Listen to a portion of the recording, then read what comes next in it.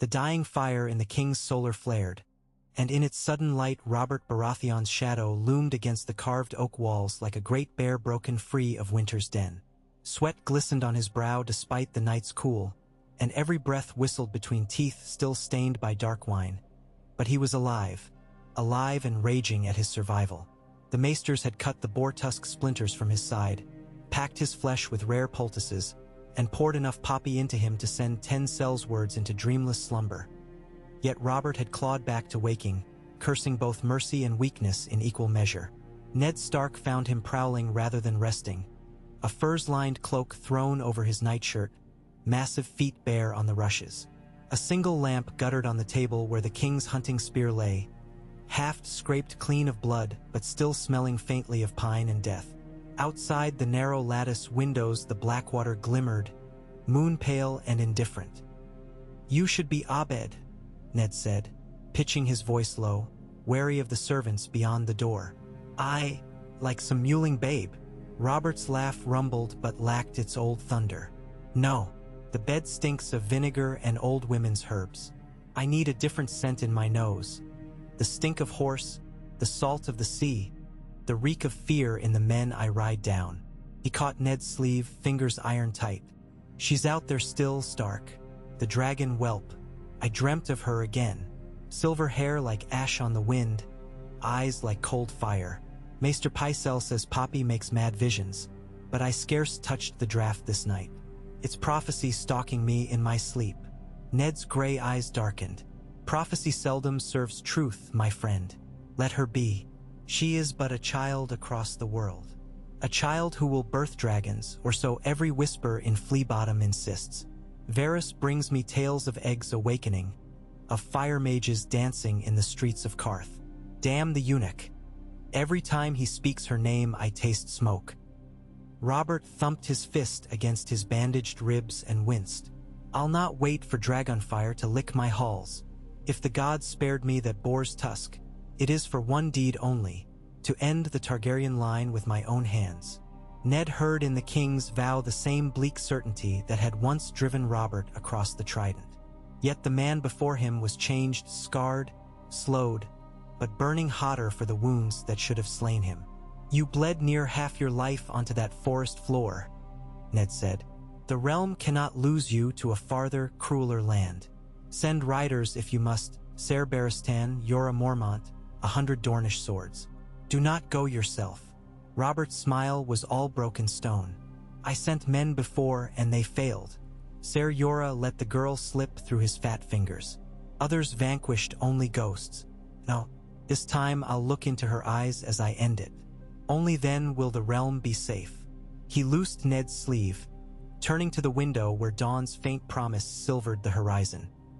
"The narrow sea has ever mocked me, but a true stag does not fear deep water." At first light, the Red Keep stirred to rumor. Chambermaids babbled of the king's death dreams, stewards whispered of urgent provisions, and gold cloaks shifted beneath sudden orders to ready the royal fleet. Renly, bright and smiling in a new green doublet, barged into the Tower of the Hand with news already half the castle knew. "Robert means to sail within a fortnight," he said, dropping into a chair opposite Ned's desk. 60 knights sworn to go with him, no more. Claims he wants speed, not pomp." He tapped restless fingers on the carved arm. "Stannis is livid, says the realm will crumble in the king's absence. I did not argue. The realm may well crumble even when Robert sits the Iron Throne." Ned set aside the parchment he had been pretending to read. "Stannis rarely exaggerates. With Lord Tywin brooding at Casterly Rock and the small folk starved of grain, this is ill time for the king to chase ghosts. Yet chase he will." Renly leaned forward, voice dropping. "Convince him, Lord Stark. He trusts you as he trusts no other. If Robert crosses the sea, he will not return. Either Targaryen spells will burn him, or his own heart will burst before he sets foot on Dragonstone." Ned recalled the boar's roar. The king's bellowing mirth turned to wet coughing. The maesters muttered of humors thick as tallow within Robert's veins. Still, the man's will towered. "He will not heed counsel," Ned said. "He bears a wound deeper than tusk or blade. the memory of a girl taken by dragonfire. Vengeance drives him. Renly's lips tightened. Then we must temper that vengeance. Persuade Robert to name a regent at least, yourself I'd wager. I would feel safer with the realm in your hands than in Stannis's clenched fist. Safer for whom? Ned asked quietly. The throne is no seat for me. I have a wife, children, a north to guard. An honor to spare. That alone sets you above half the small council. Renly rose. Think on it. If Robert will not yield, the realm must.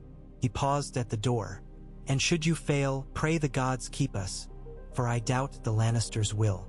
Cersei Lannister received the tidings in her garden court beneath blooming moon roses, Ser Jaime beside her in golden mail bright as the morning. When Grand Maester Pycelle delivered Robert's decree, funds released for a royal expeditionary fleet, her emerald gaze hardened to hammered glass. My husband intends to gallivant across the world chasing children while his kingdom fattens on debt, she said. Tell me, Maester, did he specify who rules in his stead? His grace has yet to name a regent, your grace. Pycelle dabbed his brow with a scented cloth. But I would not doubt his grace will. Will what? Decide with his hunting horn. Cersei's smile cut. Leave us, Maester. When the old man tottered away, Jaime spoke. If Robert sails, so much the better. Fewer eyes on us. Cersei cupped a rose, thorns piercing soft skin unnoticed. Do you truly believe he will survive the voyage? The sea is treacherous, Essos more so. A single arrow, a poisoned cup, and the realm is ours. Ours or Joffrey's, and Stannis will protest. Stannis broods on Dragonstone dreaming of statutes. Cersei released the rose. Blood welled among white petals. We have gold, steel, and the love of the people, earned or otherwise. When the stag drowns, the lion shall feast. But Jaime's eyes drifted to her bleeding thumb. Love of the people fades. Steel endures. I will ride with him, sister. She laughed, low and incredulous. You jest. I swore an oath to guard the king. If he sails into danger, my place is at his side. He caught her wrist, kissing the drop of blood. Trust me, I'll keep him safe until the right moment. Cersei's smile returned, cold as winter rain. See that you do, brother, and be sure the final moment is ours alone to choose. On the day preparations began in earnest, Robert appeared in the yard clad in plain boiled leather, watched by squires and stable girls with wide eyes. A boar's image had been stitched over his heart where once a crowned stag pranced. The king wore it like a mockery of fate. He heaved a warhammer into both hands, old, scarred, its head dented by the skulls of princes, and swung until the courtyard rang. Sparks flew when steel hit steel as Ser Barristan Selmy met his blows, the two legends circling like aging bears testing teeth. Ned stood beside Ser Jorah Mormont, newly recalled from exile at the king's command. Your warning failed once, Robert had told Jorah.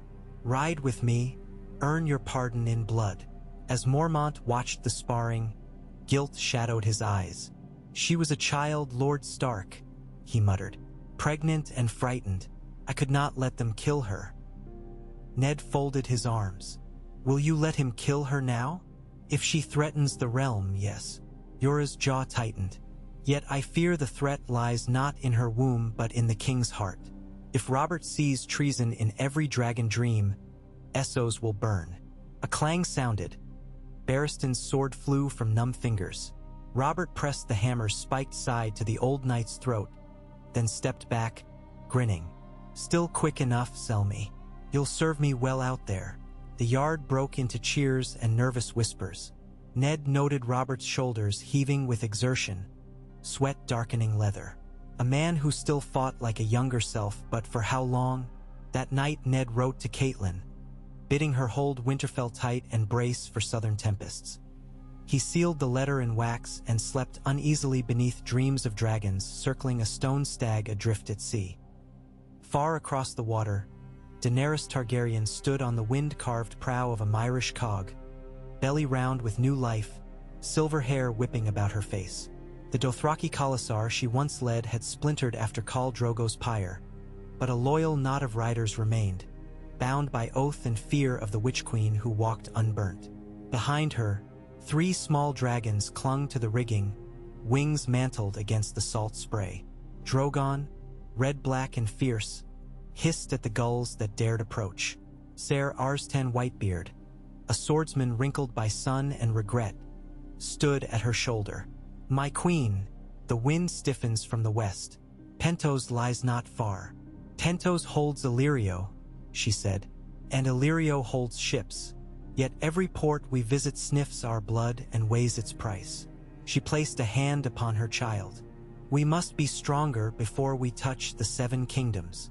Whitebeard inclined his head. "Strength arrives in many forms. Alliances, coin, prophecy fulfilled. But beware, the lion's jaws are widest when the stag is wounded." Daenerys turned sharp eyes on him. "Stag?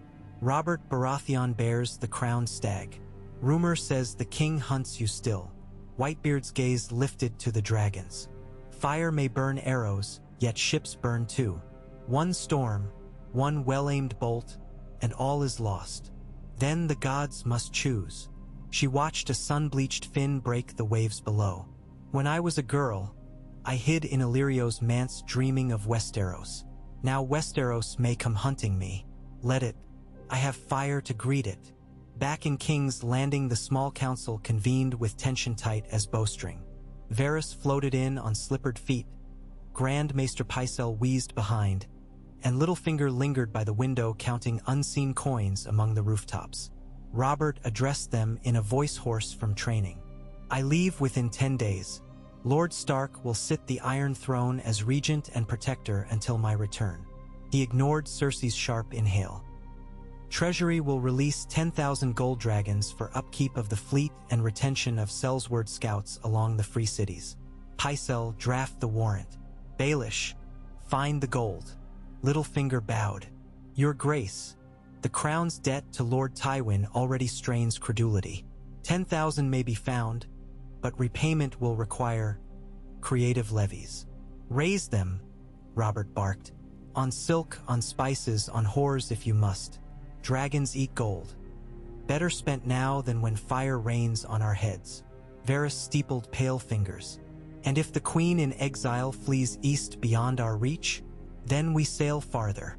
I'll chase her to Ass-High if need be. I tire of monsters haunting my nights." Cersei's smile was thin as parchment. "And should a greater monster crawl from our own shores while you dally in Shadowlands?" Robert's gaze met hers, bleak and unflinching. "I leave the realm in good hands, wife. Yours among them. See you do not sully them with Lannister plots." Littlefinger's brows rose in silent amusement, but no one dared speak further. The king's command was stone. Only time's chisel could crack it. Throughout the city, predictions flickered like candles. Some small folk cheered the king's boldness, recalling the rebel lord who shattered Rhaegar, certain he would return crowned in dragonskins. Others muttered of doom. A debt-choked kingdom, a queen hungry for vengeance, dragons hatched where none had lived for centuries. In dusty taverns, minstrels wove new verses: the stag's last charge, the dragon maid's doom, while pickpockets weighed whether a kingless capital might yield richer purses. In the Red Keep, Sansa Stark wore silks that smelled of fear and watched her sister Arya stalk sparring rings with Needle. Bran dreamed of ravens flying seaward. Catelyn, far in the north, received Ned's letter and felt the walls chill in her marrow, though summer still clung to the fields. Every corner of the realm seemed to pause, breath held between tide and undertow.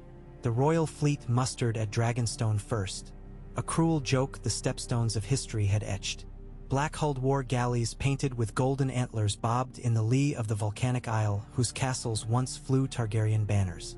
Robert stood on the deck of Fury's Roar, cloak snapping, one hand braced upon the rail as engineers wound heavy scorpion bolts into place. Jaime Lannister approached in polished mail that caught Dawn's blush. Ser Barristan drills the Marines.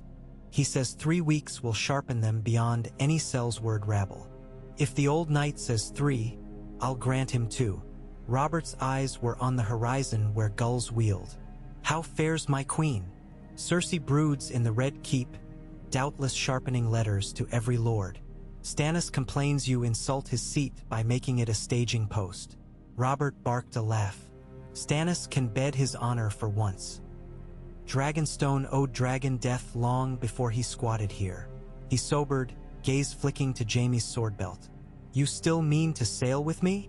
My oath binds me, Jaime said, though his tone hinted other chains. Kingsguard, do not flee. See you remember that, Kingslayer. Robert's smile was tired. If I fall, protect the realm. That means Stark's regency, not Lannister plots. Jaime inclined his golden head but said nothing. Below, sailors hauled crates of wildfire. Cersei's gift, though Robert knew pyromancers served gold, not crowns. The volatile jars were stowed near the bow, away from cook fires, but the mere sight of them set the crew murmuring. Fire to fight fire, some said. Suicide, said others.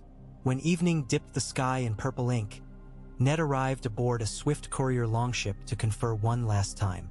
They stood alone beneath swinging lanterns. I begged you stay, Ned said. I beg again. Robert's laugh was softer now. I walked into death's den and survive. If I linger home, death will stalk me in halls instead. Better I meet it on my own feet. If I am slain, do not speak it. If. Robert clasped Ned's forearm. Then rule wisely until Joffrey is of age. Keep Renly near, bridle Stannis with duty, and for the love you bear me, guard my children. His eyes glimmered with unspoken doubts that sent shivers through Ned's soul. We both lost sisters to dragon's lust. Promise me Targaryen fire ends with this. I promise to guard the living, Ned said, and let the dead rest. Robert smiled, perhaps hearing more than words. Farewell then, brother. May the North remember me kindly. When Ned disembarked, horns blew from Fury's roar, sails unfurled, and the fleet slipped from Dragonstone's shadow, plunging into the narrow sea. A salt wind filled black canvas. Robert Baratheon, hammer at his side, faced the east where sunrise bled across water like spilled wine. Weeks unwound like rigging cord. Galleys hugged the coast, stopping at Myr and Lys for intelligence and fresh fruit, careful to avoid Tyroshi corsairs. In each port Robert cloaked his presence, allowing only trusted knights to tread the docks. Still rumors fled faster than any ship. A king abroad seeking dragon blood. In Lys, a poisoner named Fair Colleen offered a vial that would slay with a single drop. Robert shattered it against the cobbles, cursing her cowardice. In Myr, a merchant begged audience to sell 3 fossilized eggs. Robert spat on stone and declared them fancy-painted rocks. Yet doubt gnawed him when Barristan spoke of sorcerers in Volantis using glass candles to track the dragon's flight. One moonless night, Jaime found the king alone on the stern, hammer across his knees. The usually thick voice was hushed. I thought to feel joy, Kingslayer, to hunt again, to chase my ghosts. But the sea, it whispers, reminds me how small we are, how even a stag may drown in dark water with no song to mark him. Jaime leaned on the rail. Have you lost your taste for the chase? For the killing? Never. Robert's hand caressed the hammer's worn leather grip. Yet I recall Rhaegar's eyes at the trident, bewildered, almost sad, as if he saw fate and wondered why it chose him. I fear I may see the same in this girl, and it will sour all victories. Jaime's smile was faint. Then pray she draws steel first. Robert laughed, though it sounded like breaking. A fair thought, coming from a man who stabbed a king in the back. Better a quick thrust than a slow fire, Jaime murmured, gaze on black waves. The fleet sailed on. Daenerys' path, meanwhile, bent northward.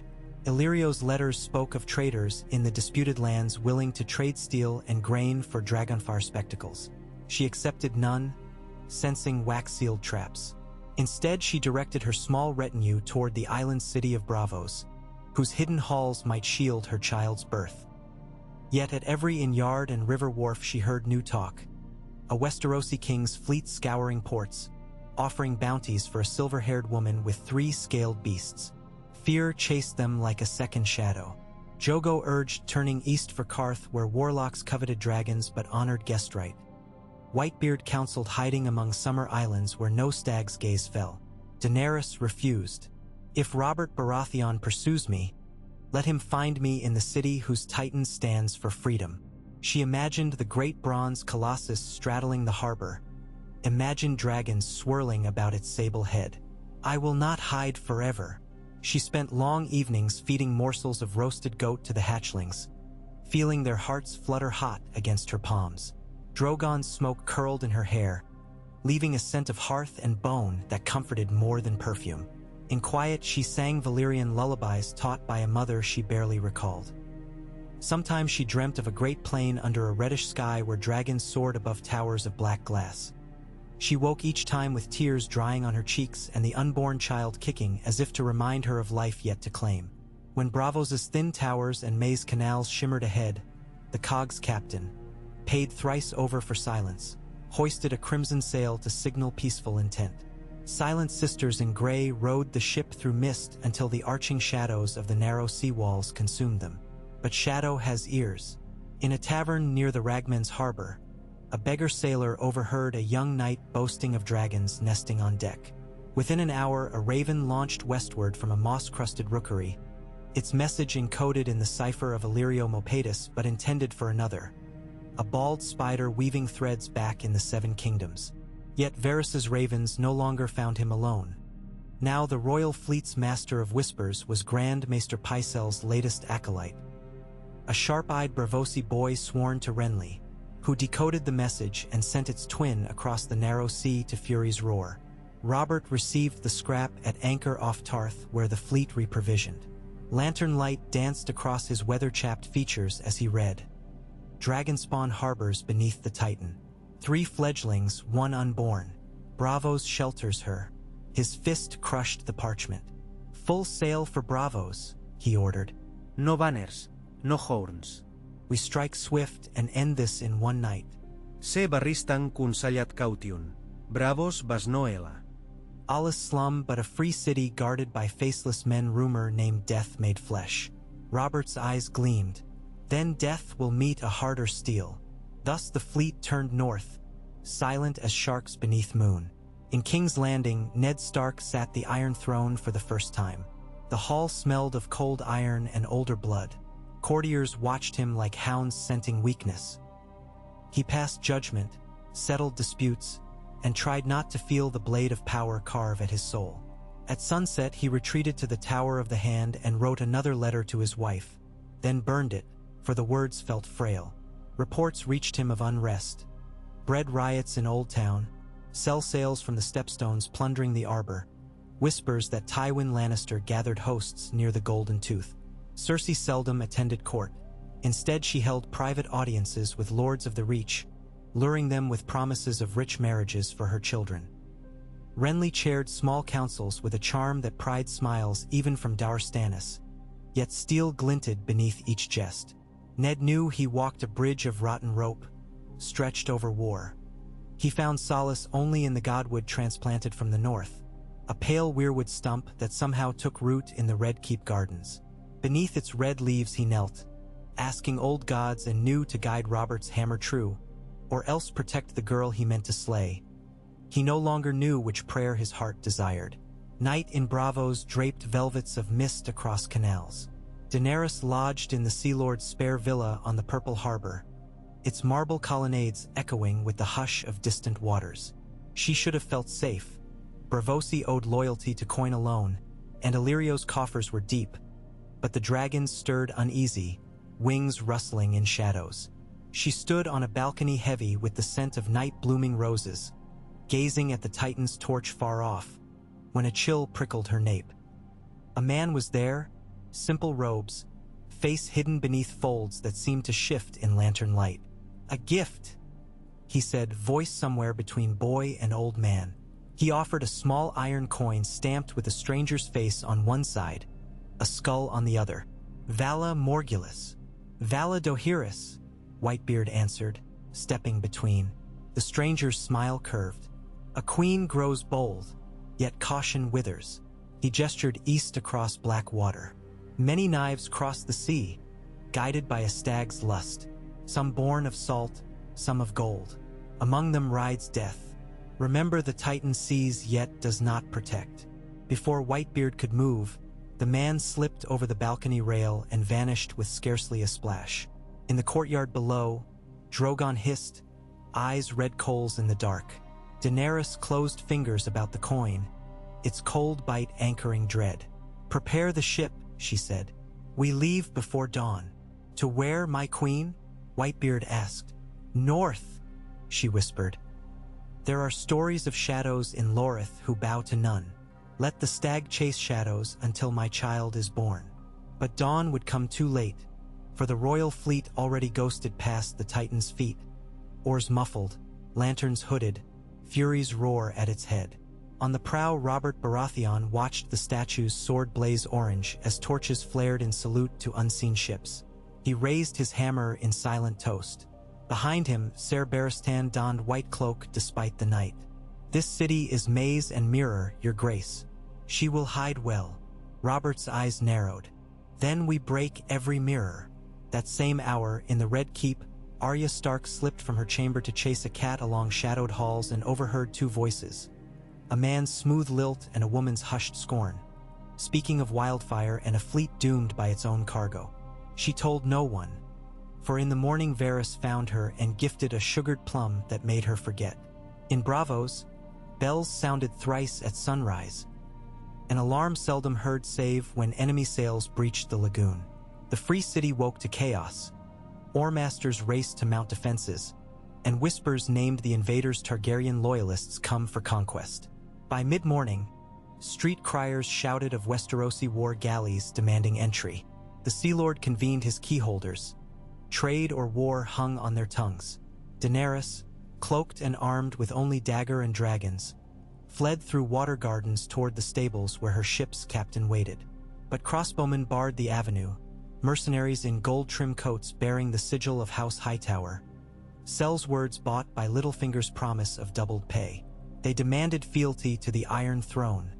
She offered them fire. Drogon's breath turned one man to a screaming torch. The others broke. In the commotion, a horn call like a beast in pain thundered across the harbor. Fury's roar signaling assault. Braavosi defenders unleashed ballistae, but the king's flagship veered with surprising grace, scorpions loosing bolt after bolt tipped with wildfire glass. Green flames burst upon the brass hull of the harbor chain, turning seawater to seething emerald. Robert roared atop the forecastle, hair whipping, eyes wild. "Call your dragons now, girl.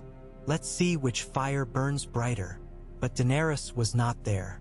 She raced through narrow alleys, Jogo and Rakaro flanking her, dragons swooping overhead in frantic arcs. Whitebeard lagged, guarding her back as faceless assassins emerged like smoke. Each time steel flashed, a dragon answered, but every breath of flame cost vigor. The hatchlings screamed defiance, their small bodies trembling. At the Canal of Heroes they found a skiff and leapt aboard. Drogon dove to perch on the prow, wings mantled. Sailors shrank, but Jogo seized the tiller, forcing them east toward the fog-shrouded quiet canals that wound through the poorest quarters. Behind, bells tolled anew. The Titan's gate breached. Fury's roar rammed the chain gate as wildfire cracked iron like glass. Robert led the charge, hammer dripping green flame, Jaime Lannister at his side, Ser Barristan behind. Gold cloaks poured onto the quay, clashing with Braavosi guards. The Sea Lord, aghast, called upon the Iron Bank to cut purse strings, but coin could not stem fire. In twisting streets, Robert hunted rumor. A butcher pointed east. An orphan swore the silver which vanished north. Each step his wound throbbed, memory of tusk gnawing bone. He felt life leak anew, but rage bound the edges. At sunset, near the Black Canal, Robert cornered a pale woman and child. For a heartbeat he saw Lyanna's face in her eyes. Then Drogon struck from the sky. Fire washed stone, but Robert raised hammer. Its iron head met scaled skull with a crack like oak snapping under storm. Drogon screamed, lashing tail, sending men flying. Jaime's sword flickered silver, carving sparks from black scales. Daenerys cried out, Voice raw, "No!" The dragon, wounded, leapt skyward, trailing smoke. Robert, half blind from heat, staggered toward the woman who clutched her belly. Soldiers ringed them. Ser Barristan stepped between. "Your grace, enough," the old knight pleaded. "This is no battlefield of houses and flags. It is slaughter." Robert spat blood. "She is the battlefield." He lifted his hammer, and then a quarrel hissed from a rooftop, striking Robert below the collarbone. Wildfire glass tipped, it burst within flesh. Green tongues licked his beard. Jaime shouted, hacking at Robert's burning cloak. Barristan dragged the king back as Braavosi archers loosed in panic. Flames danced along quay oil. Screams rose like ravens. Daenerys felt the world slow. Drogon wheeled overhead, blood raining from a shattered horn. Regal and Viserion shrieked beyond sight. Jogo seized her arm, but she wrenched free, stepping toward the chaos where the king staggered aflame. A faceless man stood on the same roof, bow lowered, mask glinting. Water dripped from eaves, pattering like tears. Robert tore the bolt free, flesh and flame sloughing. He saw the girl approach, their gazes locked across churned stone. "Dragon witch," he rasped. She saw pain, fury, and something like regret flicker behind smoke-stung eyes. She lifted a tremoring hand, not in attack, but farewell, to the world that had made enemies of them before they met. Then Barristan's cloak smothered the fire. Soldiers dragged Robert into a waiting skiff. Jaime's blade kept assassins at bay. The boat shoved off, oars churning blood-flecked water. Daenerys stood unmoving while bravos burned behind her. Dragons circling, cries rising. Whitebeard reached her, laid a hand on her shoulder. "The stag is wounded," he said, "but not yet dead." She touched her swollen belly. "Nor am I." Night fell over two fires, one green, one red. On Fury's roar, a maester sealed Robert's wound with boiling oil while Jaime held him down, hearing the king curse every god. Wildfire still modeled the thong of iron near his heart. Should fever claim him, the fleet would fracture. Some knights seeking glory, others abandoning doom. In a dim cabin, Robert clutched Jaime's wrist. "Promise me, if I fail, finish it. End her. End them all." Jaime hesitated only a breath. "As you command, your grace." On Braavosi shore, Daenerys knelt beside Drogon, stroking charred scales. She sang of Valyria before the doom, promised vengeance in dragon tongue. Above, clouds swelled like bruises, stirred by wings heavier than fear. Somewhere behind both fires, across leagues of dark water, Ned Stark dreamt of weirwood roots dripping blood, and children yet unborn crying out for fathers they would never know. And the Game of Thrones, renewed in fire, prepared to turn again. Slower now, heavier with the fates of dragons and stags entwined. The gray dawn after the Braavosi inferno seeped in through the stern castle shutters of Fury's roar like the chill of an old grave, thin and persistent. Maester Torrhen knelt beside the king's cot, bowls of crushed willow bark and mulled wine lined upon a narrow shelf. But the motion of the sea turned every sense sour. Wildfire had bitten deep. The bolt-shattered meat beneath Robert Baratheon's collarbone looked more the color of seaweed than of living flesh, and where green flame had licked, the skin was mottled, cracked like dried river mud. His breath rattled as though lodged behind a dam of phlegm, yet each exhale still carried a faint bellow, a reminder of the bull penned within. Ser Jaime Lannister stood watch, one gauntlet fist around the cot's oak post, gold cloak streaked with soot and dragon-black ash. His polished cuirass now bore scratches from Drogon's claws, scars already burnished dull by salt spray, and the lion sigil beneath looked almost ashamed. Behind him the cabin door groaned open. Ser Barristan Selmy ducked inside, helm under one arm, face pale with worry and smoke-drawn lines. "The Oarmasters report 3 galleys lost," Barristan said, voice gravel-soft, "and half our marines either dead or scattered ashore. The Braavosi chain gate lies in ruin, but their harbor batteries have range enough to worry us if we linger." Jaime did not take his eyes from the king. "We cannot linger. The fleet needs open water and the king needs the Grand Maester. He flexed the fingers of his right hand as though working slack from a bowstring. Can he travel? Maester Torrin looked up, gray robes darker at the knees where blood had soaked them. Travel, I live through it, the seven alone can say. He dabbed burning salve onto the wound. Robert jerked but did not wake. The glass shards still inside him fester with wildfire salts. I have drawn what I could, but each fragment breeds fever as quick as summer flies on dung. Barristan's brows furrowed. Should the fleet turn south for Old Town, the Citadel, and give Bravos time to rally and hunt us? Jaime shook his head. No. We sail west at once. Once clear of their waters, we can decide on a safer haven. Perhaps Gulltown, perhaps White Harbor. Wherever the crown's banners still command loyalty and silence. Torrin tied a new linen bandage, already staining bright. Silence will be sparse. The free cities are no fools. They watched a Westerosi king ignite their harbor. Ravens will fly ahead of us like crows before a storm. The door creaked again, this time to admit the Bravosi healer Elaine Silvertongue. No healer at all, Jaime suspected, but a spy for the Iron Bank pressed into service by a shattered conscience. She carried a clay jar and the faint perfume of night-blooming asphodel. Without a word she knelt, cracked the seal, and smeared pungent black salve across the bandaged wound. The smell of myrrh and something sharper, dragon pepper, filled the cramped cabin. Jamai's nose wrinkled. What is that filth? A moss that drinks wildfire, she murmured in accented Westerosi. Found on Skagos cliffs, rare and dear. It eats the salts that rot a man from within, if the man is strong enough to bear the pain it brings. Robert Baratheon's strength is sung from here to the summer sea, Barristan said, though doubt nipped his tone. Elaine merely pressed the salve deeper and Robert's eyes flared open, blue, glassy, aflame with agony. A roar shuddered loose from his throat, echoing plank to mast. Torrin flinched, Barristan steadied the cot, and Jaime leaned close. Easy, your grace, the Kingslayer whispered. Easy. Robert's gaze speared him. Dragon, where? Gone, Jaime lied. Bravos burns, but the girl escaped in the confusion. Rest now. Your hammer will find her again. Find or die?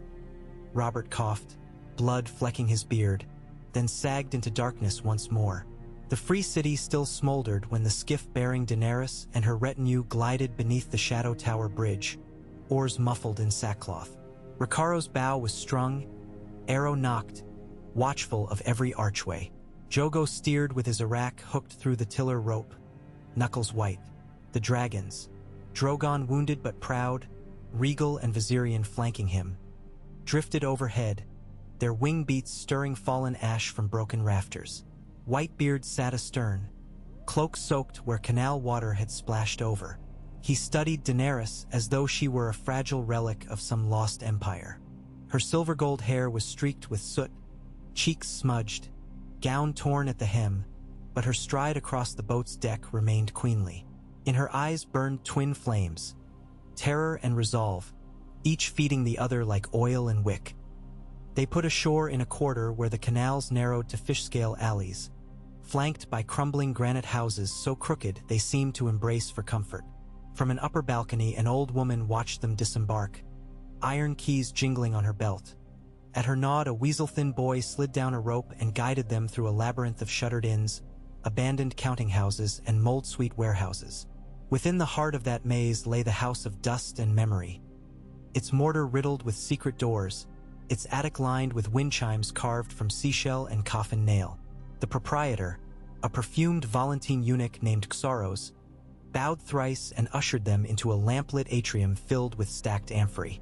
For each night you remain, Xaros said in the soft lilt of the summer coast. Your dragons shall have goats brought alive, and your rooms shall smell of cedar to hide the scent of fire scales. The Bravosi search everywhere for the silver witch, but when they open our doors, they find only dust. The Titan's shadow keeps secrets. And what price for such secrecy?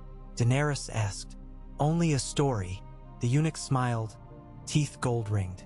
Tell me how a dragon princess burned the Sea Lord's fleet, and I shall weave it into a song that sells 10,000 cups of spiced wine. Stories feed me better than coin. Whitebeard would have refused, but Daenerys touched his sleeve. When my child is born, she said, voice clear as frost, I will give you a tale fit to warm winter nights. For now, we need rest and knowledge. How far does the king's reach extend? Farther than shadow, but not beyond coin. Xaros parted a bead curtain and gestured them into dim corridors. The Iron Bank will weigh this invasion ounce for ounce, and Bravos will bleed him for every drop spilled. Yet a wounded stag is dangerous. If he lives, he will return, next time with allies. Daenerys brushed her stomach. 8 moons swollen, the child turning lazily. Then we must gather our own. Gathering allies in the free cities meant gold, illicit gold, for none would openly arm the Dragon Queen while the Stag King lived. Illyrio's letters arrived by candlelight, each bearing promises of ships, sell sails, Carthene warlocks willing to barter pyromancies for a scale from Drogon's breast. Yet Illyrio's ink smelled of smoke and betrayal. Daenerys recalled too well the Magister's velvet lies in Pentos. Still, scant choices remained. One night, weeks after the harbor raid, as autumn rain hammered slate roofs, a hooded visitor took audience in Xaros's wine cellar hall. She revealed a face both striking and scarred. Her left cheek seamed by an old knife cut. She named herself Tyrell Sand, bastard of Dorne, envoy of Prince Doran Martell. My prince smelled war the moment your dragons hatched, Tyrell said. He bids me offer Dornish gold and silent support, on one condition. Daenerys tightened her cloak. And that, justice, for Elia of House Martell, slain by Lannister hands in the sack of King's Landing. Vengeance on those who ordered or condoned it. The Martells remember. Whitebeard's knuckles went white on his cane as memories flickered behind his storm-gray eyes. Daenerys inclined her head. I remember as well. The lions will answer. Tyrell poured spiced wine, the ruby liquid catching lantern flare like blood. Then Dorne will see your cause prosper. 10 warships await at Sunspear's secret quay, crewed by men who worship neither stag nor lion. They can be in Braavosi waters before winter's first frost.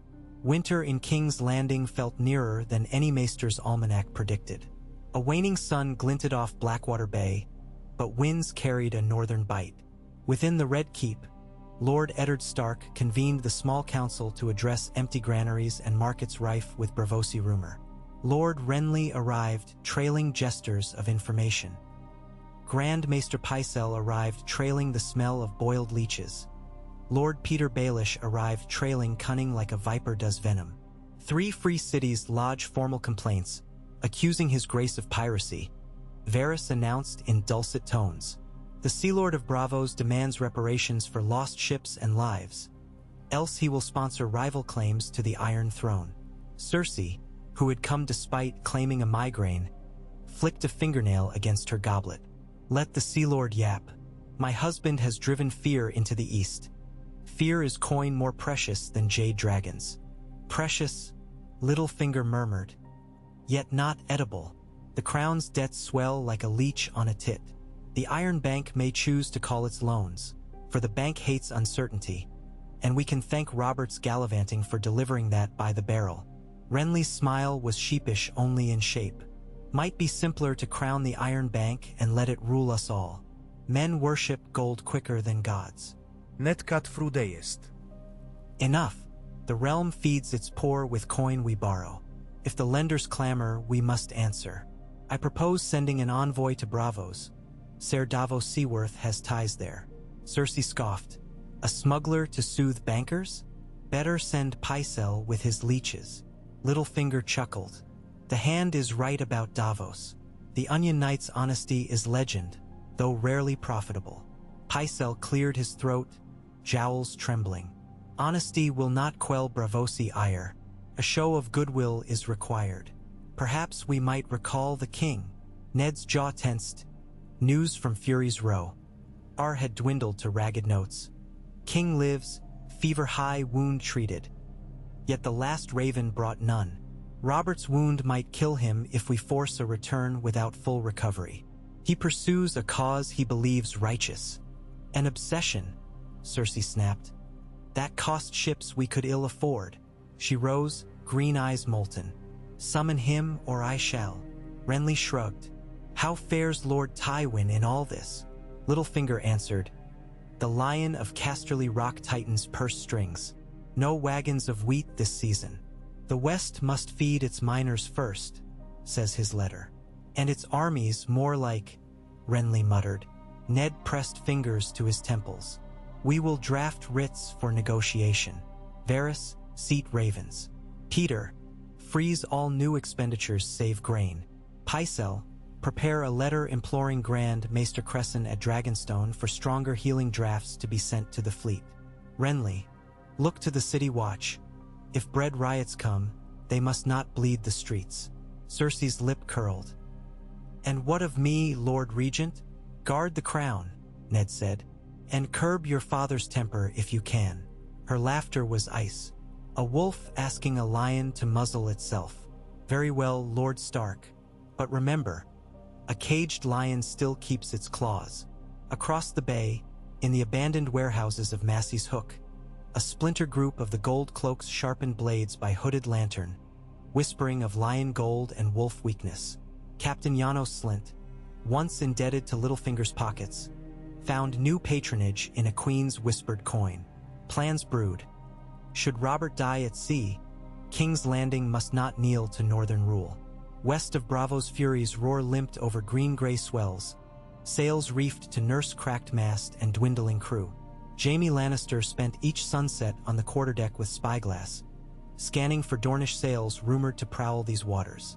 Selmy drilled the surviving Marines twice daily, though their eyes drifted toward the king's cabin more often than toward the horizon.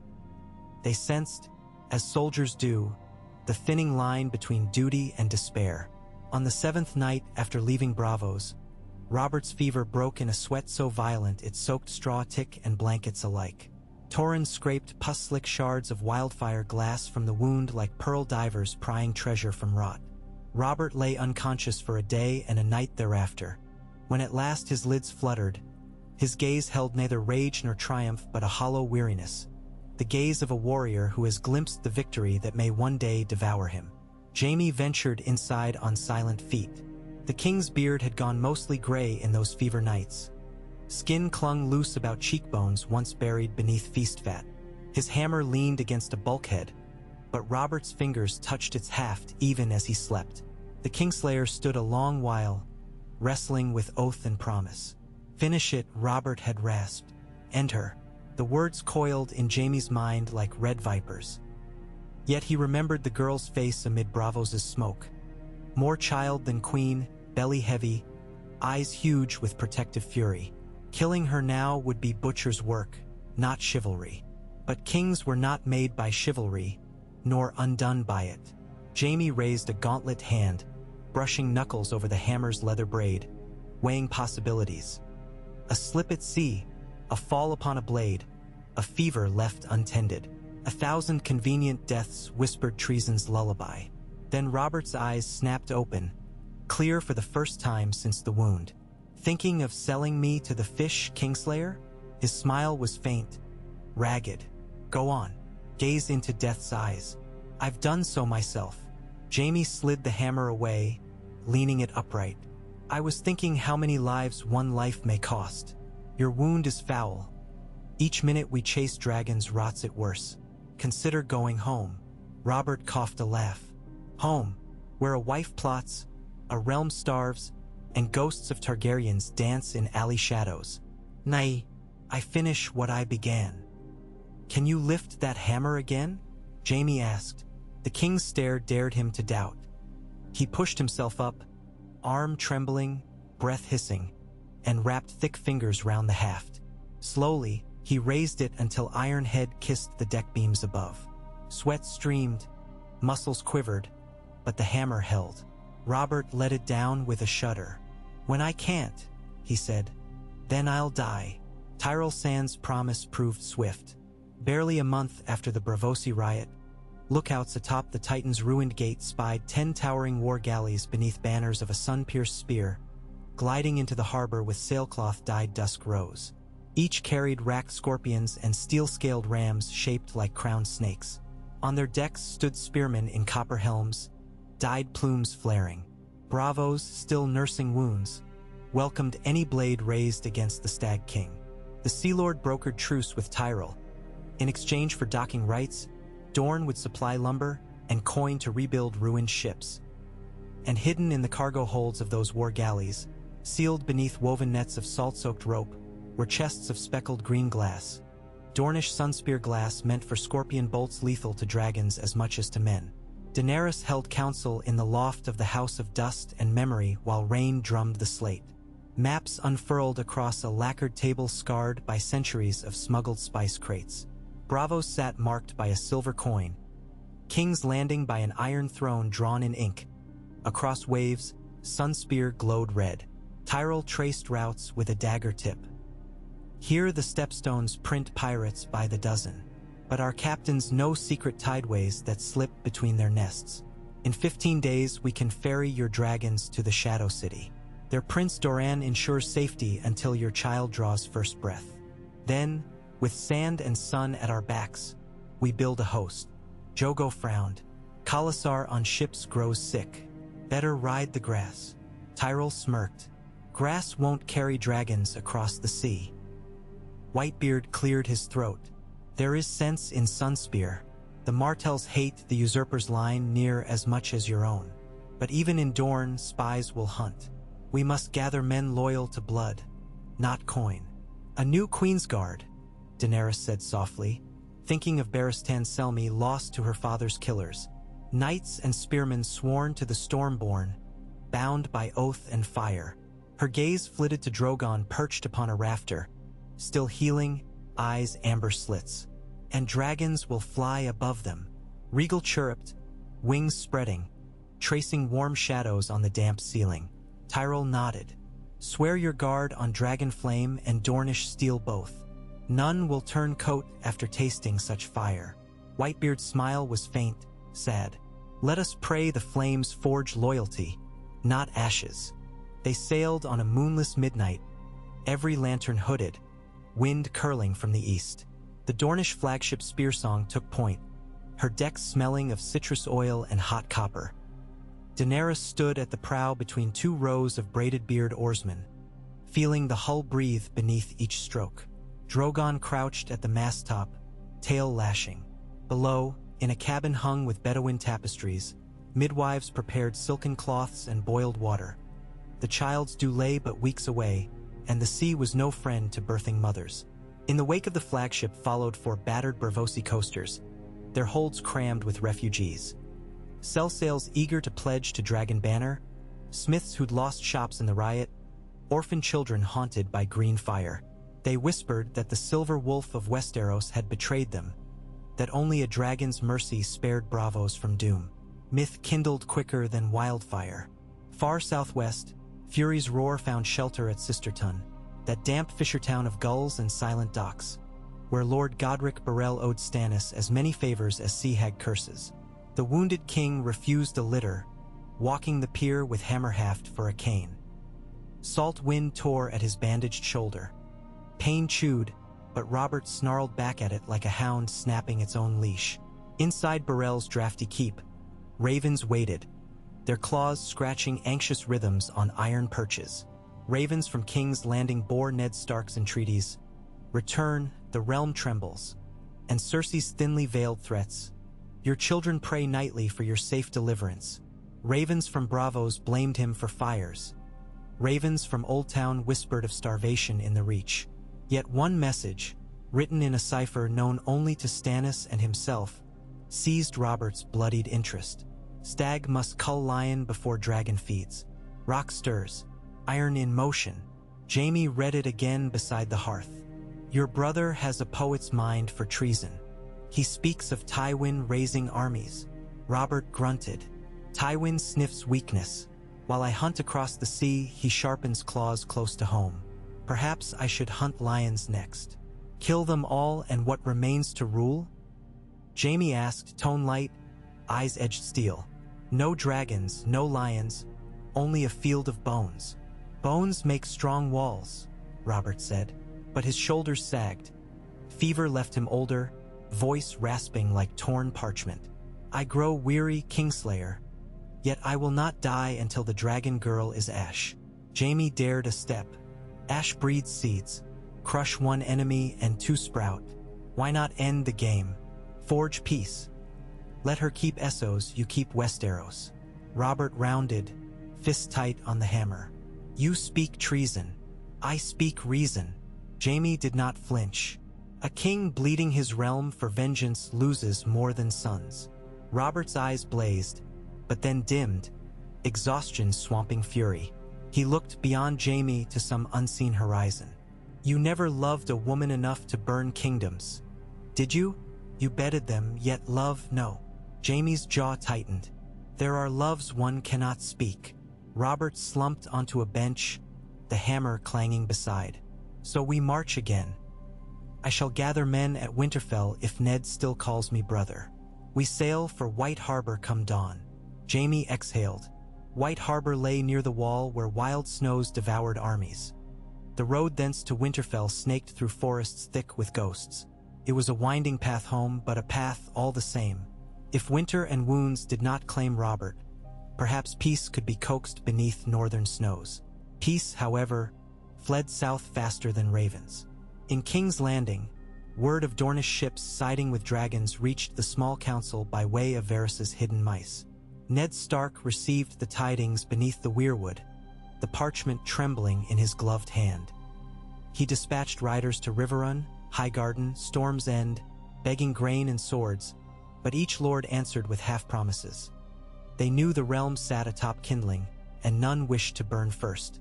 Cersei Lannister met privately with Captain Slint. In a candlelit chamber below the Tower of the Hand, she pressed a ring heavy with rubies into his palm. Should the hand falter, the city must not.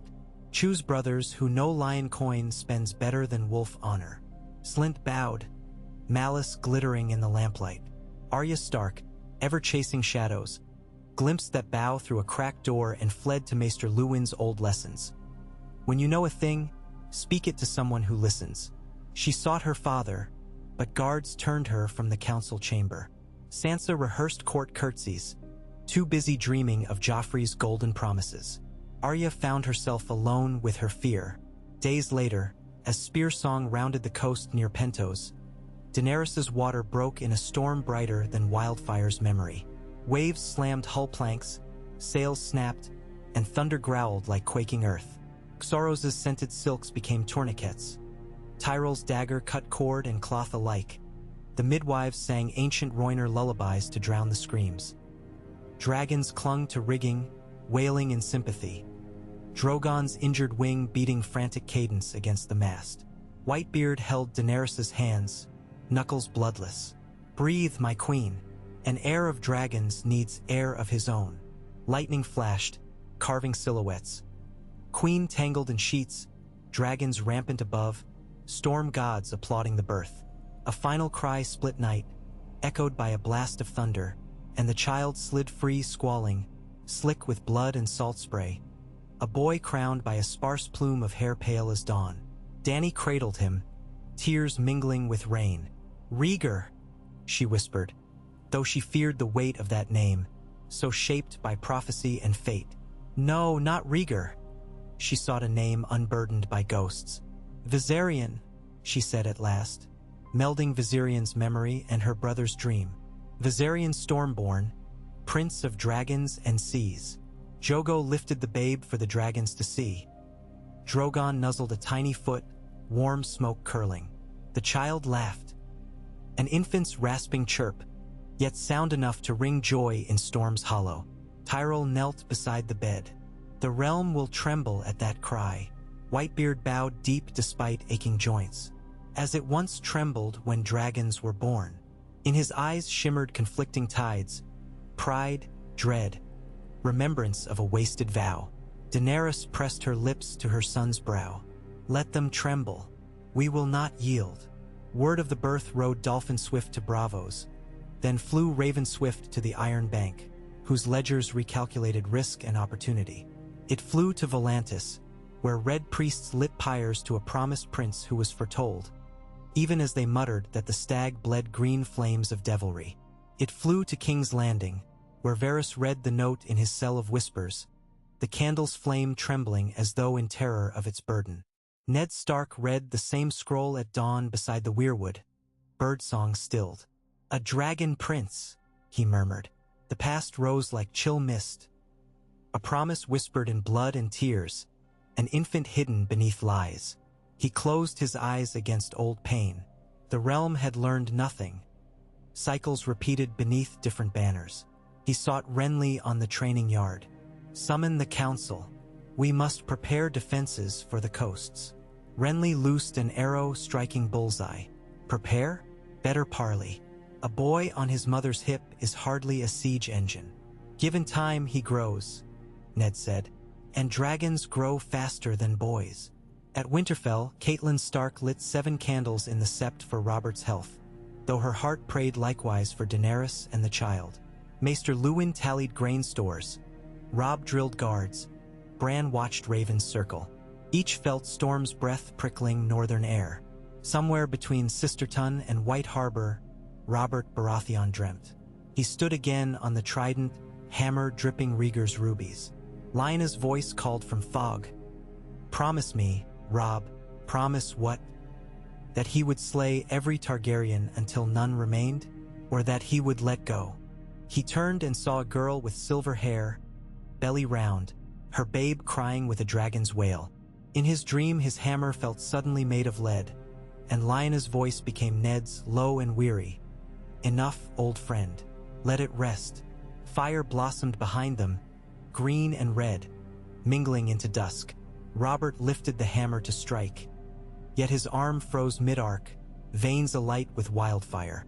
He woke gasping, sweat icy, see-through as morning fog. Jaime stood at his side, eyes ringed dark. "White Harbor on the morrow," he said. "You live still. Tell the maester bring wine." Robert croaked. "I want my strength back." Jaime fetched Torrhen. Torrhen brought watered wine, but Robert spat it. "Real wine, damn you." The maester shook his head. Jaime poured a single cup, thick as mulberry, and Robert drank, trembling, eyes glistening. "Tomorrow," he said again as though mantra. "Tomorrow I stand on Westeros soil. Then winter, wolves, and war be damned." Yet winter would not be damned. In the sky above the shivering sea, flurries swirled weeks early, white petals heralding the long night's earliest scouts. Beyond the wall, giants' drums echoed under Aurora. South of the neck, peasants gathered acorns in fear of famine. And across narrows and narrow sea alike, 3 powers aligned like blades at a crossroads. A stag king limping home, a dragon queen rising in sun-bleached exile, and a lion pride circling the silent throne. The game turned, slower now yet deeper, each move steeped in prophecy and wound and newborn fire. Jaime Lannister felt the sea grow shallower, smelled pine and coal dust from White Harbor's chimneys, saw gulls will low. He rested a hand on Oathbright's steel, gaze flicking between distant shore and the king sleeping fitfully on the deck. Dawn's light painted Robert's face gaunt yet resolute. The hammer lay across his lap, cleaned and oiled, its shadow long. "Dock lines ready," sailors cried. A horn sounded from Manderley's watchtower, deep as a whale's call. Robert's eyes opened. For a heartbeat Jaime saw not the usurper, nor the drunken boar hunter, but the insurgent lord who once toppled dragons. A man made for rebellion, never for rule. Perhaps, Jaime thought, that was Westeros's true curse. Heroes who could shatter crowns but never bear them. Robert pushed himself upright. "First thing ashore, ravens to Winterfell. Ned will rally." "And the second?" Jaime asked. The king's smile showed red-stained teeth. "Forge another fleet. Bigger.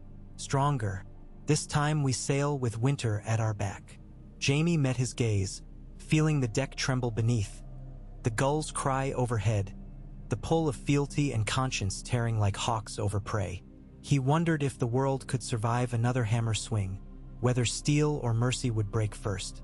White Harbor's walls loomed, granite gray against dawn. The seaside, as if weary of carrying kings and destinies alike. Somewhere far south, beneath a canvas awning that smelled of salt and newborn breath, an infant prince curled beside his mother's heart, dreaming of skies undone by wings. The board awaited its next move, pieces set upon waters and winds, and time itself held its breath as the green tide met the red flame, and the cry of a dragon child reached even the quiet snows of the north. The roar of White Harbor's tide rolled against stone quays in an endless hush and thunder, as if the sea itself stoked the forge of rumor that spread inland faster than gulls on an updraft. The battered royal galley fury's roar slid toward the city's river gate under a ragged sail of dusk red, and folk along the harborfront stopped net-mending and fish-gutting to watch a legend hobble home. Robert Baratheon refused the sedan chair waiting on the pier. Wrapped in a patched bearskin cloak, left arm still bound with pungent Skagosi moss, he limped down the gangplank on his own legs, hammer haft serving as cane, eyes burning with the same reckless spark that had once routed Rhaegar Targaryen on the banks of the Trident. Salt spray and smoke stitched into his beard.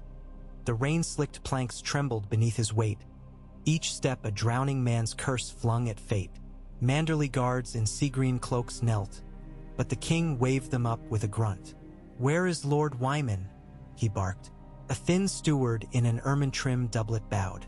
"The Lord of White Harbor awaits your grace within the new keep, feasts laid and singers tuned."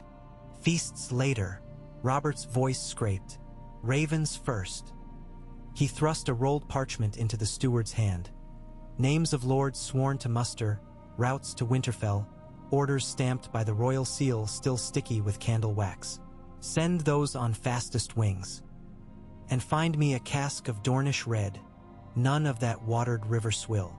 He strode past Gawkers, Jaime Lannister at his shoulder, Ser Barristan one pace behind. The crowd's murmur followed, a mix of awe and murmured dread.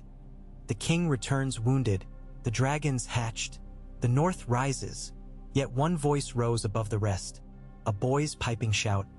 "King Robert will slay the monsters." The words chased Robert up the broad, wet steps Lee, to a faithful hound, and for one heartbeat his shoulders straightened under their burden.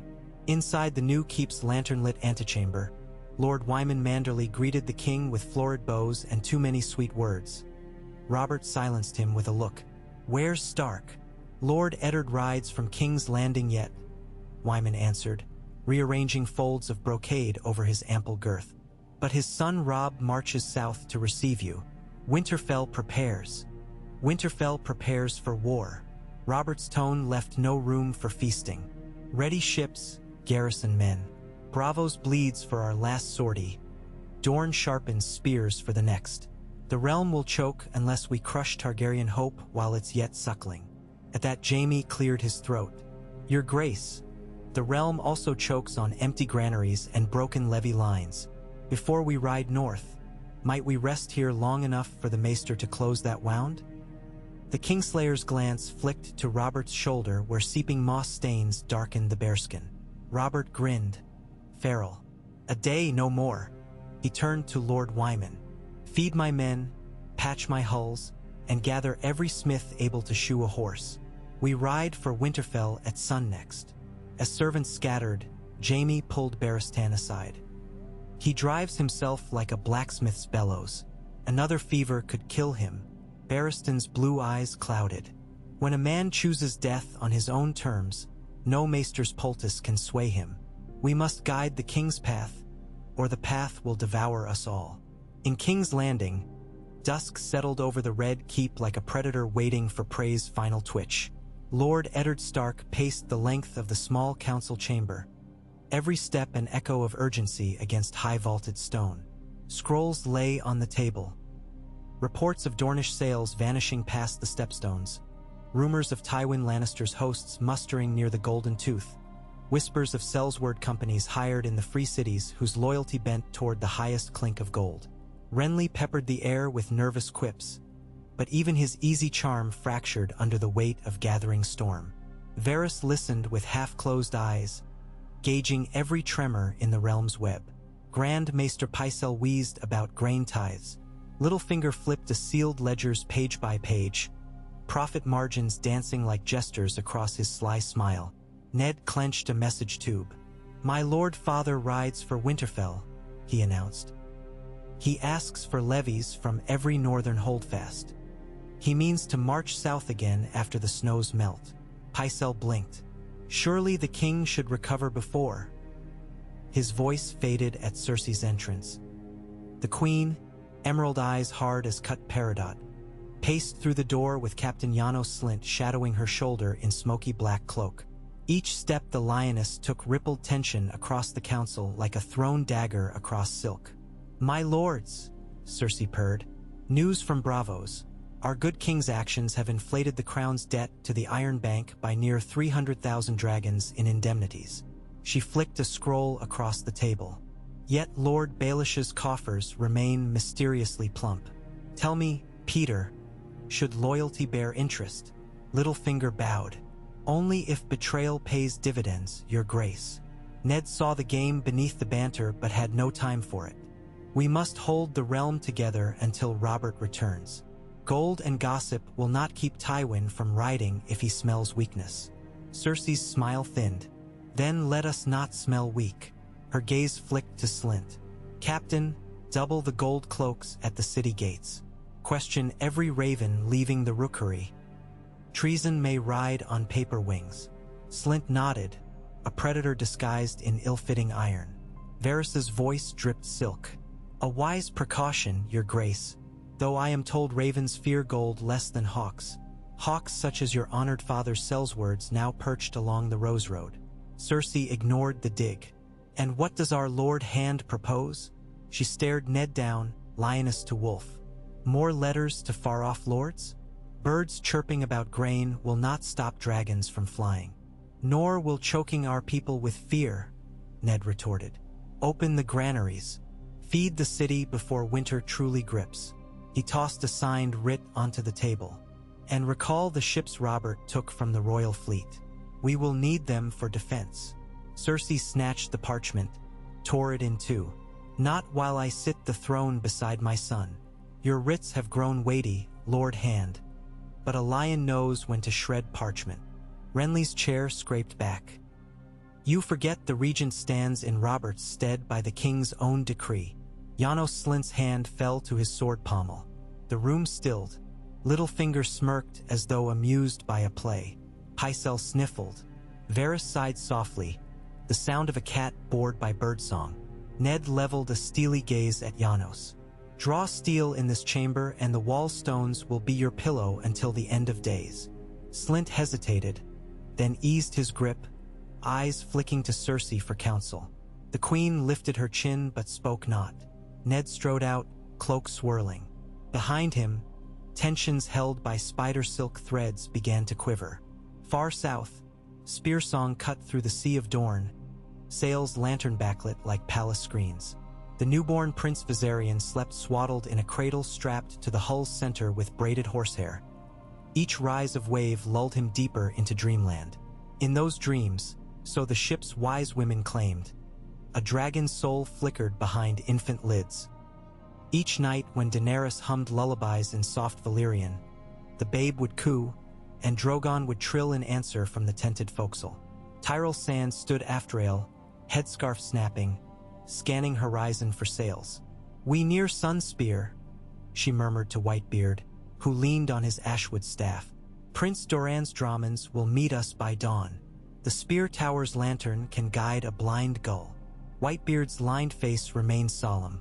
"Dorne is no nest of peace. Martell vengeance for Elia is legend. They will press the queen to sign blood oaths, marry Dornish lords, tie her dragons to their banner." Tyrell offered a wry smile. "And what of it? Banners matter little if dragons breathe first." "In my youth," Whitebeard said, eyes misting across wave spray, "I served a Targaryen prince who believed dragons might forge peace. He died on the trident beneath Robert's hammer. Peace is seldom born of flame." "Better born of flame than of fear," Tyrell countered. "Fear wearies, flame rekindles." Daenerys approached then, cloak hood shading silver hair from sea spray. Peace will be born of choice, mine. She glanced aft where Drogon watched from ratlins like a midnight sentinel. If dragons burn, let them burn old hatred, not new homes. Tyrell inclined her head. The Prince of Dorne will hear you. He wagers on patience. The sand snakes, though, Eliah's daughters, bleed for war. Then I must be both flame and water, Daenerys said. Enough fire to scare lions, enough calm to steady spears. She touched her son's cradle. For him, Whitebeard bowed low, memories heavy on his shoulders. North of White Harbor, winter's first proper snow drifted like feathered phantoms across the King's Road. Robb Stark spurred his dusky stallion through the slush, gray wind loping beside. Behind rode 500 Northmen, Karstark riders with silver sunbursts, Glover axemen bearing sentinel pine, Serwyn spearmen dark-cloaked against sleet. They bore no banners of war yet, only the dire wolf of House Stark as escort to the king. But every man knew a march on winter roads was no mere pageant. They met Robert's column near the Bar Rowlands, where the barrow mounds rose like ancient giants' backs. At dawn, Robb waited atop a low ridge while gray wind sniffed the bitter air. The royal host approached, perhaps 300 men under tattered stag banners, hack shields battered by coastal storms. Yet their cheer still rang. A king's presence steadied even ragged ranks. Robert rode at the fore, Jaime to his left, Barristan to his right. At sight of Robb, the king raised a hand, wincing yet refusing to show weakness. Both groups halted yards apart, pennants flapping. Robb dismounted and knelt. Your Grace, Winterfell welcomes you. Robert swung down stiffly, gripping hammer to brace. Rise, boy. You've grown into your father's steel. I remember you hidden behind Ned's legs in King's Landing. He clasped Robb's forearm. Where is your sire? Still in the capital, Robb said. He sent us to guide you safe through North Snow. Snow I remember. Robert scanned the barrow humps frosted white. It was here the first Northman kings crowned themselves with bronze and ice. Good soil for forging loyalties. His gaze shifted to the men behind Robb. Will they march when dragons fly? They will if my father commands, Robb answered. Or if the North itself calls. Robert's eyes flicked to the white sky. The North may call soon.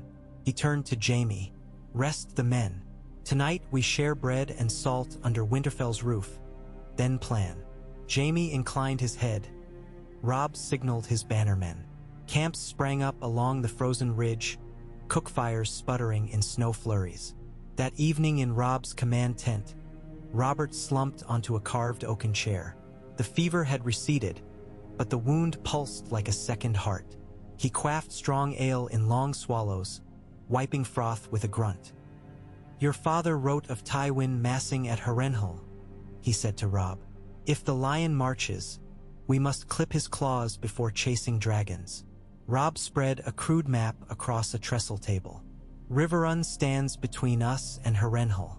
Uncle Edmure can muster 10,000 riverlords, but only if we cross the Twins, Walder Frey's bridge. Jaime leaned over the map, golden hair catching candlelight. Frey will bend knee if coin flows. Robb's jaw tightened. Frey's knee bends only when trimming his own purse strings. Better we barter marriage than gold. Robert snorted. We've no daughters to spare, nor time. He traced a thick finger along the neck. We march south past Moat Cailin. If Frey balks, we ford at the Twins and pay in blood. Blood we cannot waste, Barristan warned. Dragons grow each day. For every month we linger, the girls' hatchlings molt scales for armor. Robert drained his cup. Then we march doubled. Apart North host heads for the Twins. The royal host wither along the King's Road to reach Riverrun sooner. Let lion and dragon both quake. His voice cracked into a cough, flecking ale with red. He wiped it unseen. Robb nodded reluctantly. I will send riders to Winterfell for more men. He met Jaime's gaze. And pray we are not chasing ghosts while winter howls at our heels. Within Winterfell's ancient walls, the old gods listened to their pale priest as the ravens brought news of approaching kings. Bran Stark sat in the godswood, hands on rough bark, eyes closed. In dreamsight he watched the world. White harbor gulls sailed blue currents. Dragons glinted like embers over a red ship, and far to the south, a golden lion prowled a hall lined with iron swords. Each vision tugged threads that knotted inside his skull. Hodder lifted Bran from the tree root when Maester Luwin called. "Ravens, Bran," the Maester said, gray chain clinking. "From White Harbor and King's Landing both." He read them to Bran in the Tower Solar. One letter spoke of Robert's injury and arrival, the other of capital unrest and gold cloaks doubling watch. Bran asked many questions. Luwin offered few answers, but his eyes betrayed worry. Later, Arya returned from the training yard, cheeks red from sword drills with Wasser, the Braavosi master brought north months prior. She whispered to Bran about overheard mention of a lion's tooth plot in King's Landing. Bran told her to write father. Arya said ravens are watched. They made a pact to stay silent, to gather more whispers like squirrels hiding acorns for lean days. Sunspear rose from Dorne's southern coast like a spear of ochre sandstone thrust into azure sky. Turrets gleamed under midday sun. The Voynese wind carried scents of salt, blood orange, and hot sand. As Spearsong eased into the Shadow City's port, crowds gathered along the wharf, some wearing Martell Sun and Spear badges, others wrapped in Bedouin cloaks. Children pointed at the dragons circling overhead, half terrified, half entranced. Prince Doran Martell awaited on a shaded balcony overlooking the quay. In his cushioned chair, joints ached with gout, but his mind paced nimbly as ever. Beside him stood three of his nieces, the Sand Snakes, Obara, Nymeria, and Sarella, each armed, each coiled like a whip. They watched the silver-haired queen descend the gangplank with newborn child in arms, cloaked retinue behind, dragons banking in lazy spirals. Obara spat into the sand. "Too small, her Waramis," she muttered. "Barely candle lizards. Yet they grow," Doran noted, "and their shadow grows faster." Tyrell Sand knelt before her father. "I bring Daenerys Stormborn, child of Ares, mother of dragons, and Prince Viserion of no lesser title." Doran raised a gentle hand. "Rise, daughter. Sunspear welcomes blood wronged by lions." He gestured attendants to bring shade fans for the babe. Daenerys studied the prince's lined face, reading patience carved by years of waiting. "I thank Sunspear. In return, I pledge justice for Elia Martell, for all your kin slain by traitors." The Sand Snake's eyes glinted. Nymeria, elegant as a viper in lace veil, bowed. "Justice is a sweet wine left too long in cask, your grace. It may turn. I would uncork it before it sours," Daenerys answered. Doran's subtle smile betrayed approval. "Then come, share water and bread, speak of dreams and debts." He motioned inside.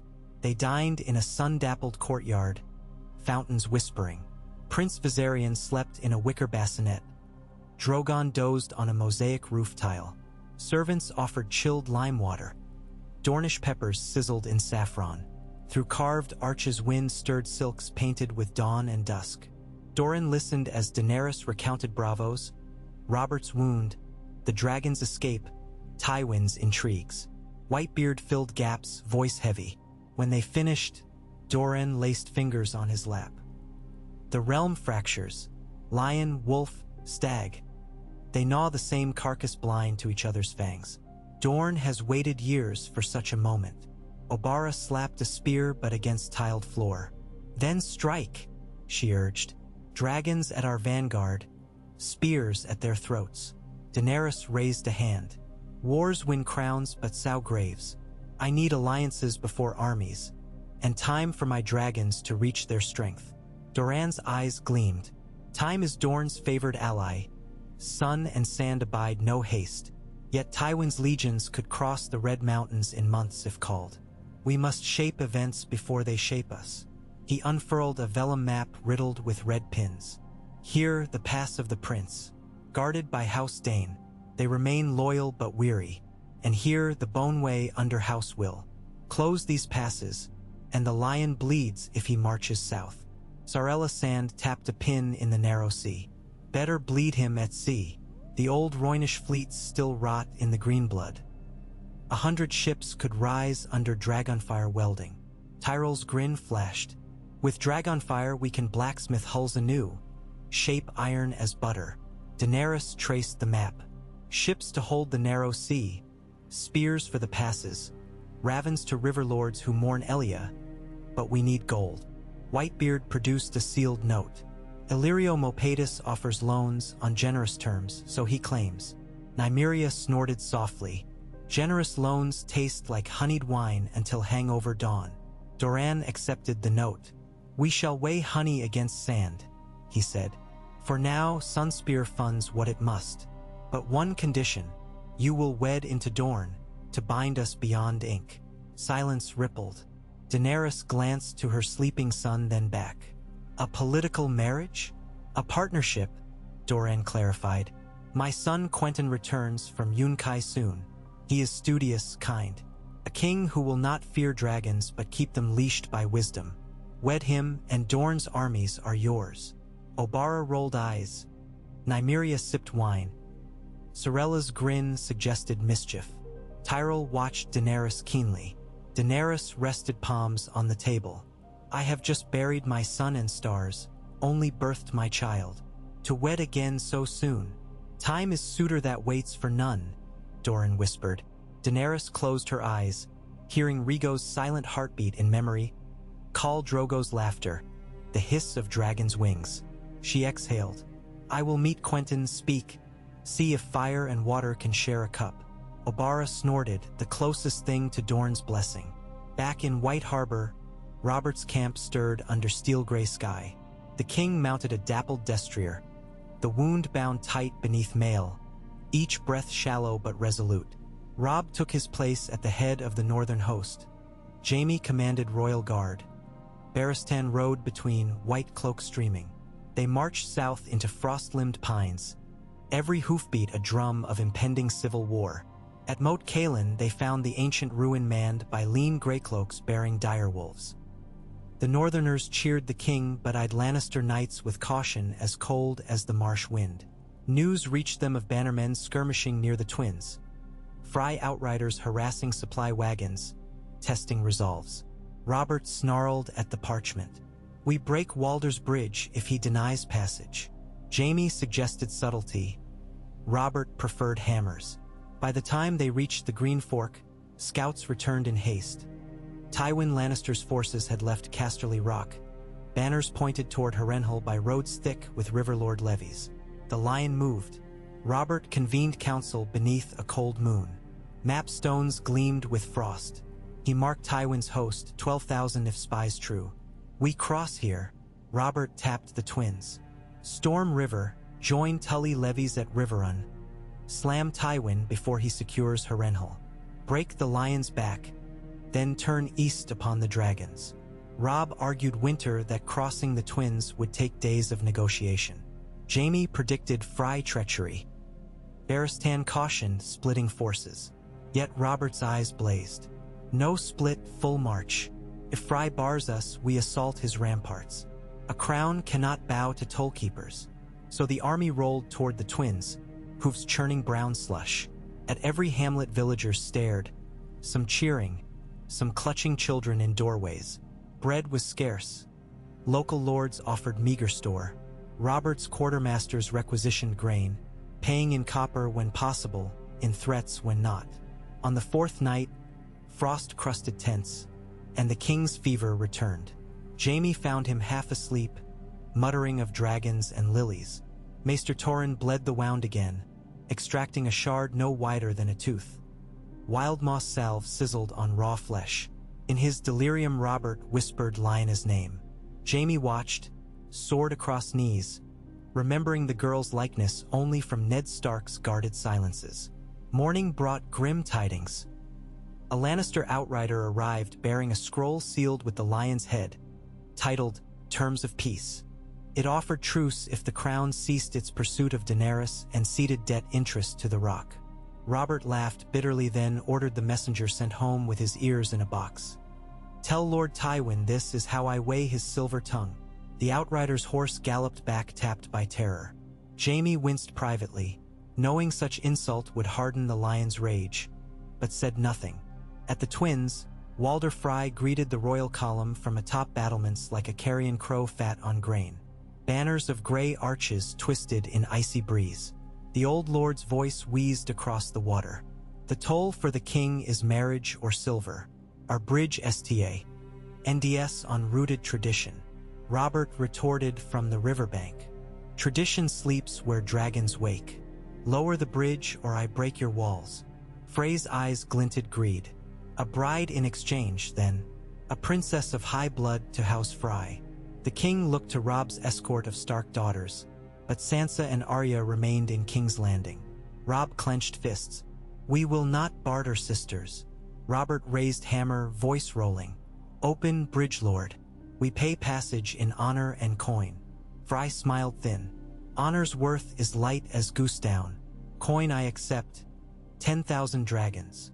Murmurs rippled. Even Jaime whistled low. Robert's treasury was drained by bravos. He spat. Crossbows to the walls by dusk, he ordered. Siege lines formed. Yet before first bolt loosed, a horn sounded from North Bank. A Manderly rider waving white banner bearing letter from Lady Catelyn. Delivered by Raven to White Harbor, forwarded by Riders Racing Days, it now reached Robb's hands. He tore seal, read beneath flickering torch. Beware the Red Keep. Gold cloaks O lion coin. Ned is not safe. Seek parley before blood, for war feeds dragons as well as wolves. Robb read the letter aloud. Robert's jaw worked. Your mother pleads caution. Yet every wasted day fattens Tywin and Daenerys both.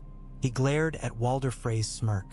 Very well, silver we lack, but we'll barter oaths. Robb Stark, choose a daughter to wed after war is won. Shock shivered across Robb's face. Jaime eyed him sidelong, curious. Robb straightened, resolved.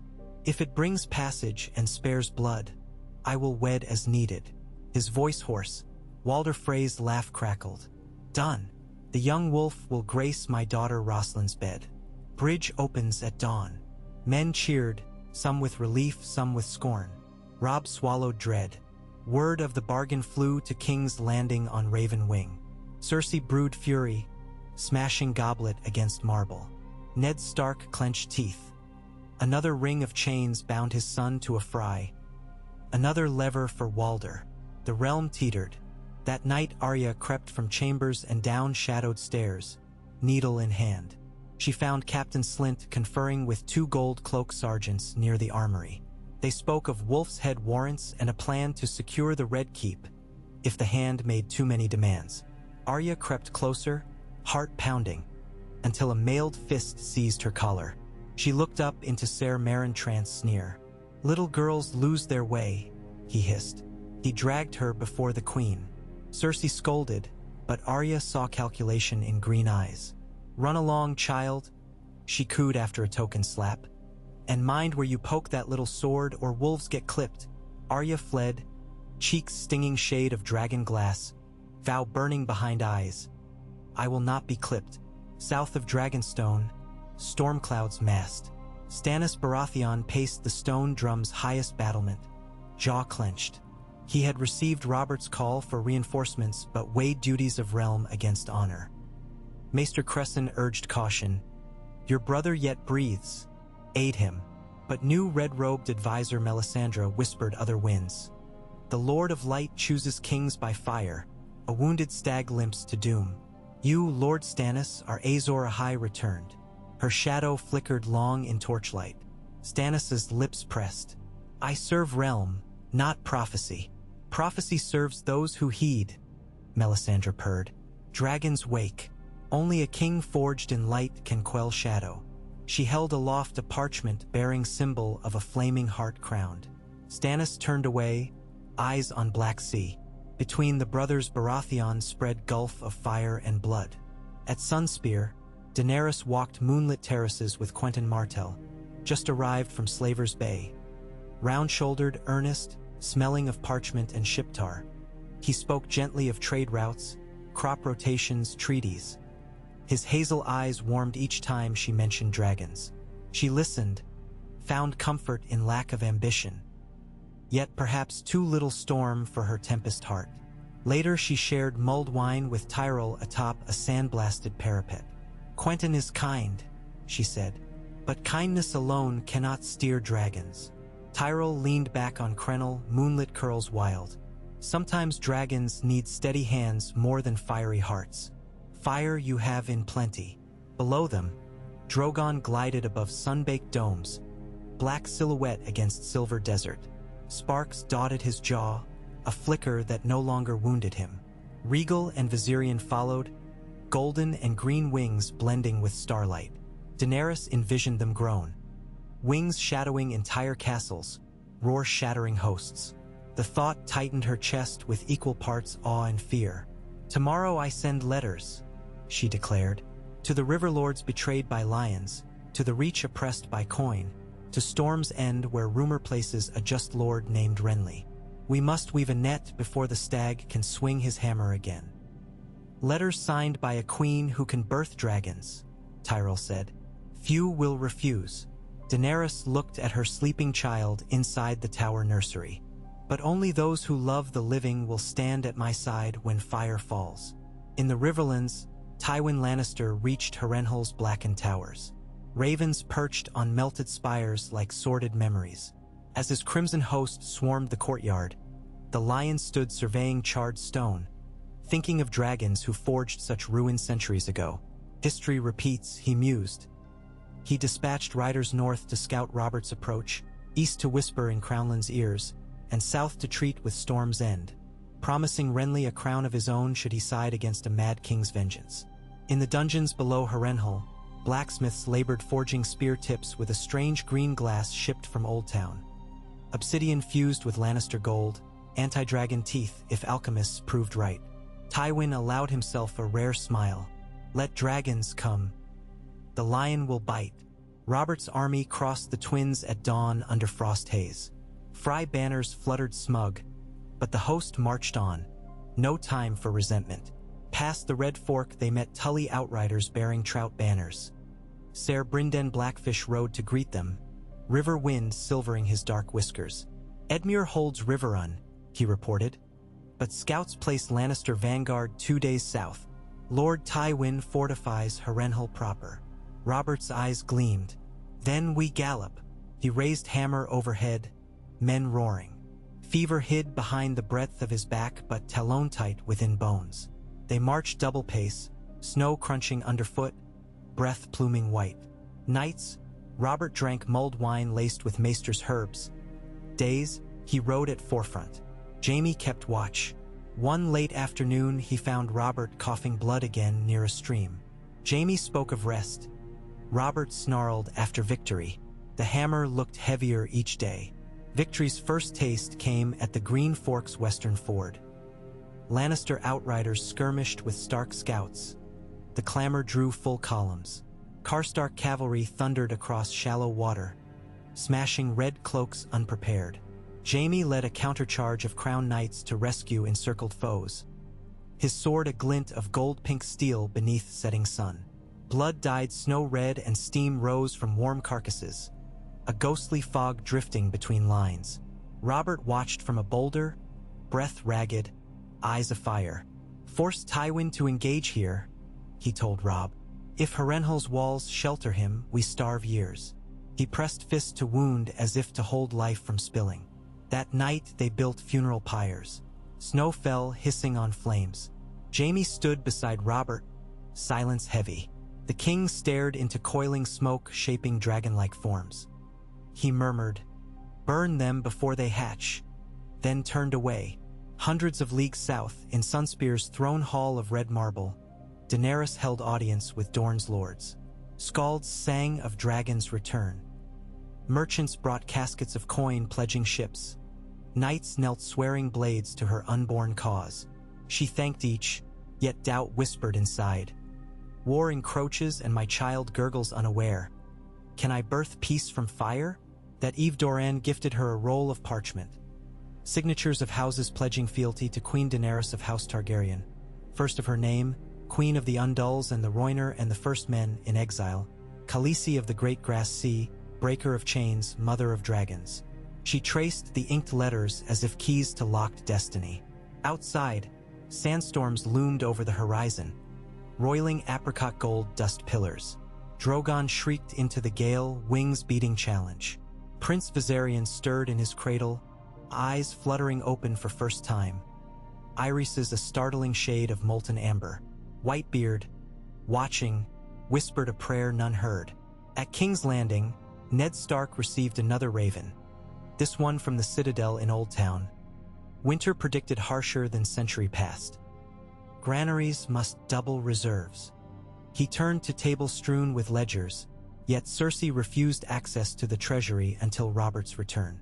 Gold cloaks patrolled the city's streets with heavier hand. Whispers of a protectorate of the crown seeded taverns. Renly visited Ned privately. Our hourglass empties. If Robert falls, Stannis or Joffrey may claim. Neither will yield. Then we hold the city for the realm's sake, Ned said. Renly's expression shifted. Or we claim it ourselves. Crowns fit those who grasp early. Ned stiffened. Renly raised hands. I speak of safeguarding until Robert returns. Nothing more. But Ned sensed ambition coiling behind green eyes. No thrones built on betrayal stand long, he warned. Renly smiled sadly, walked away. That night, Arya found Varys in a corridor lined with tapestry. The spider knelt to her height. Little wolf, he said. Kingdoms drown in secrets. Guard yours. He slipped her a small parchment. A sketch of a tunnel under the city walls with arrows marking safety. Paths for direwolves, then melted into shadows. Arya pocketed map, heart drums. East of Harrenhal, Robert's host camped on snow-glazed meadow. Dawn would see them clash with Tywin's vanguard rumored to hold a ruined hamlet by the Blue Fork. Robb paced among tents. Jaime checked saddles. Barristan knelt in prayer. Robert sat alone by low fire. Snowflakes kissed embers. He fingered an old ribbon of blue, a scrap of Lyanna's winter roses, tucked long years inside tunic pocket. He thought of dragons across the sea and a girl who might have been his sister's ghost. Hammer rested at his side, starlight glimmering on dented iron. Lyanna, he murmured. Firepop answered. He coughed, blood spattering rose ribbon. Jaime approached. Your Grace, he said softly. Dawn soon. He noticed blood, eyes narrowing. Robert tucked ribbon away. Dawn. He lifted the hammer. His hand trembled. He stood. Tomorrow we crack the lion. He thrust weapon into Jaime's grip. If I falter, use it. Jaime held the hammer, felt its weight. A kingdom's wrath forged in metal. Better you swing. Robert gave a rueful grin. I will. For Lyanna.